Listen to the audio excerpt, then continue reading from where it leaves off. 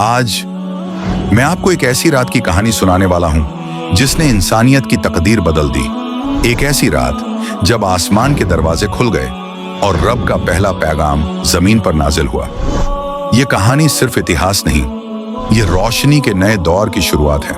आखिर इस्लाम कब और कैसे नाजिल हुआ, आइए सुनते हैं। अरब का वह समय जाहिलियत का अंधेरा द्वार था। लोग बुतों की पूजा करते थे। जुल्म, अन्याय और अज्ञानता हर तरफ फैली हुई थी। लड़कियों को जिंदा दफन कर दिया जाता, अमीरों का अत्याचार चलता, गरीबों की कोई इज्जत नहीं थी। इंसानियत रो रही थी, लेकिन राह दिखाने वाला कोई नहीं था। इसी अंधेरे के बीच मक्का में जन्म हुआ एक सच्चे और नेक इंसान का, हजरत मोहम्मद, जिन्हें लोग अल अमीन कहते थे, यानी सबसे सच्चे, सबसे विश्वास योग्य। जब उनकी उम्र 40 साल हुई, वे अक्सर अकेले सोच में डूबकर मक्का के पास गारे हिरा में जाते। वह वहां बैठकर सोचते, इंसानियत का क्या होगा, कौन सही रास्ता दिखाएगा। और फिर रमजान की एक ऐतिहासिक रात, वही रात आ गई जिसने सब कुछ बदल दिया।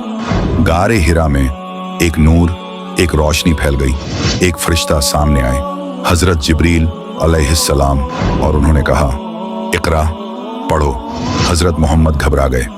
जिब्रील अस्सलाम ने दोबारा कहा, पढ़ो अपने रब के नाम से जिसने पैदा किया। यही कुरान की पहली आयत थी। यही वो लम्हा जिसने इस्लाम की शुरुआत बनाई। हजरत मोहम्मद कांपते हुए घर लौटे। कहा, मुझे ढंग दो, मुझे ढंग दो। हजरत खदीजा रज़ियल्लाहु ने उन्हें संभाला, दिलासा दिया और कहा, अल्लाह आपको कभी निराश नहीं करेगा। आप सच्चे हैं, नेक हैं, मजलूमों का साथ देते हैं। अल्लाह ने आपको एक बड़े मकसद के लिए चुना है। इसके बाद 23 साल तक वही आता रहा और कुरान पूरा हुआ।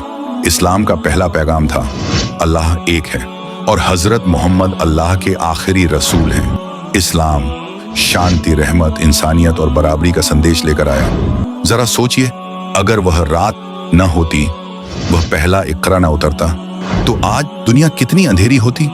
इस्लाम एक नई सुबह बनकर आया, अज्ञानता से ज्ञान तक, अंधेरे से उजाले तक। और यह पैगाम सिर्फ मुसलमानों के लिए नहीं, पूरी इंसानियत के लिए रहमत बनकर आया। अगले भाग में हम सुनेंगे इस्लाम का पहला संदेश दुनिया तक कैसे पहुंचा और कौन सी मुश्किलें सामने आईं।